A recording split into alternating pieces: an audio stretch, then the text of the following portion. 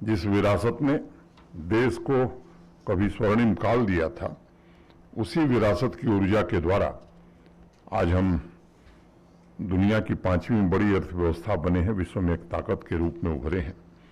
और मुझे लगता है कि आगे का रास्ता भी हमारा विरासत के आधार पर विकास हो, ये अगर रहेगा तो मैं मानता हूं कि हमारा देश चेतना में विश्व का मार्गदर्शन कर सकेगा। अगर प्रोफेशनली देखा जाए तो मेरा मनोविज्ञान से कोई वास्ता नहीं है, पढ़ाई लिखाई मैंने विज्ञान और इंजीनियरिंग की, लेकिन मुझे लगता है कि कोई भी क्षेत्र मनोविज्ञान के बिना अधूरा है। कोई इंजीनियर भी अपने व्यक्तित्व के वास्तविक केंद्र का अनुभव किए बगैर न कोई नई खोज कर सकता है, न ही कुछ नया निर्मित कर सकता है। एक महत्वपूर्ण विषय मनोविज्ञान में आता है साइकोसिंथेसिस, यानी मन को जोड़ना या अलग अलग विचारों को अखंड संपूर्णता प्रदान करना। मुझे लगता है कि मन की अखंड संपूर्णता सिर्फ इंजीनियर के लिए नहीं बल्कि सभी प्रोफेशन के लिए जरूरी है। दुर्भाग्यवश जब भी व्यक्तित्व के केंद्र तथा साइकोसिंथेसिस की चर्चा होती है तो चर्चित मनोवैज्ञानिक रॉबर्ट ओसिजियोली का जिक्र होता है, लेकिन कहीं भी हम कैवल्य उपनिषद का जिक्र नहीं पाते हैं।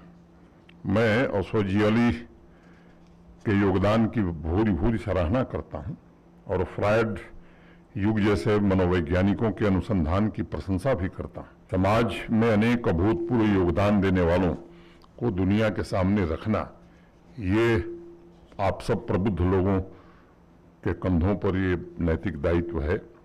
और मुझे लगता है कि मैं आपसे अनुरोध करूंगा कि ये आपका दायित्व भी है और जिस आकांक्षा के साथ देश आगे बढ़ने की कोशिश कर रहा है, उस कालखंड में ऐसे व्यक्तित्वों से समाज परिचित हो, उनसे ऊर्जा प्राप्त करे और हर एक सेक्टर की उम्मीदों को पूरा करने का सामर्थ्य भी पैदा किया जा सके। एक सशक्त समाधान के रूप में जो राष्ट्रीय शिक्षा नीति आई है, मुझे लगता है कि कितना सही ढंग से हम उसे जमीन पर उतार सकते हैं, ये हमारे देश का भविष्य तय करेगा।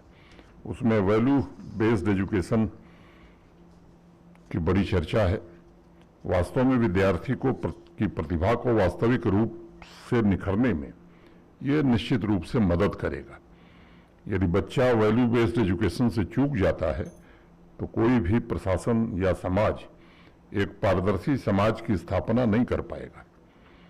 5 से 18 वर्ष की आयु का बच्चा लगभग 30,000 घंटे स्कूल कैंपस में बिता रहा है और इसलिए स्कूल कॉलेज कैंपस इस व्यवस्था को निर्मित करने के सबसे उपयुक्त स्थान हो सकते हैं। एक महान अध्यापक थे बेस्टोलॉजी, वो कहते थे कि मुझे सिर्फ 7 साल के लिए एक बच्चा दे दो, उसके बाद चाहे वो ईश्वर से मिले या राक्षस से मिले, उस बच्चे को कोई नहीं बदल पाएगा। मैं मानता हूं कि आने वाले भविष्य का जो ह्यूमन कैपिटल यहां तैयार होना है, वो वैल्यू बेस्ड एजुकेशन उसके लिए एक बड़ा सपोर्ट सिस्टम साबित हो सकता है।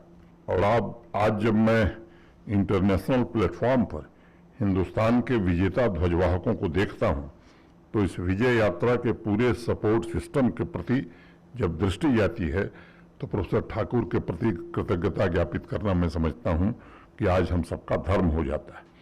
आज नौजवानों की आकांक्षाएं, उनके सपने पूरे हो रहे हैं और बदलते भारत की तस्वीर भी खेल के मैदानों में नजर आ रही। मैदान में खिलाड़ियों का अपना सर्वश्रेष्ठ प्रदर्शन का जो जज्बा है, वही जुनून समाज के हर एक नागरिक में हो, ऐसी मैं प्रार्थना करता हूं ईश्वर से। और मुझे लगता है कि यही प्रोफेसर गिरधर प्रसाद ठाकुर जी की स्मृति को सच्ची श्रद्धांजलि भी होगी।